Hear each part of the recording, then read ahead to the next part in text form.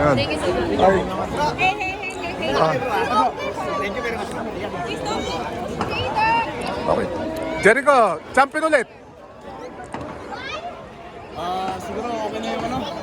Tapos na yung enjoy life na ulit ngayon. Champion tayo.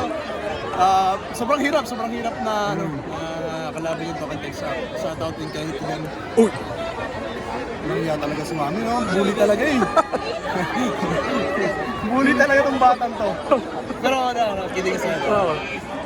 Talagang napakahirap talaga na kalaban yung Token Tech. Kita mo naman yung laban namin, di ba? Sobrang dikit. Katambakan mo, habol sila.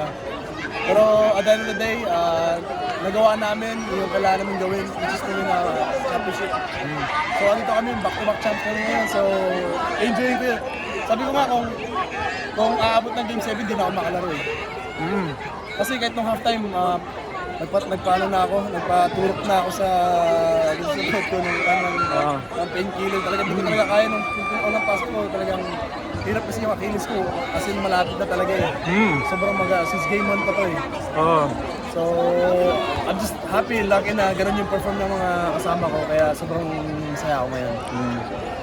Jericho, itong conference na to, hindi maganda yung start 0-2 pero bumulusok kayo hanggang Pasko, then dinala nyo sa playoffs, then TNT. Nag-enjoy pa siguro yung mga player galing yung hangover, championship hangover. So sana next season di mangyari ulit yun, sana mag-good start kami. Pero ito nga eh, sabi nga nila eh, pag maaga kang umiinom, mabilis ka malasing, di ba?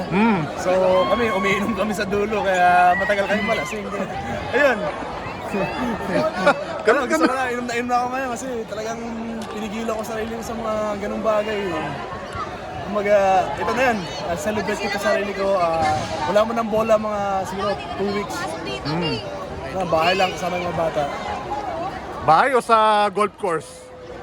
Kasama kita doon eh. Hindi, ano yun? Zero din ba yan? Oo. Depende. Pero papagaling ko muna itong Achilles ko. Ayun. Jericho, itong series na to talagang, sabi mo nga, walang kaibigan sa series na to. Pero yun nga, you showed yung competitive side mo, yung competitive side ng both teams. Anong masabi mo sa, yun nga. Wala talagang kaibigan kahit nagkikita nga kami, nagkakatira lang. Pero yung tipong nag-message kami sa wala talaga kasi walang kaibigan talaga. After ng game, okay na. Nag-congrats kami, nag-usap kami, nag-congrats sa amin. At ang naging basketball lang namin.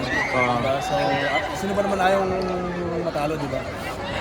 So, para sa akin, okay na. Tapos na yung laban.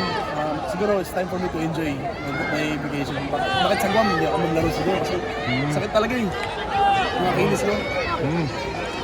Okay.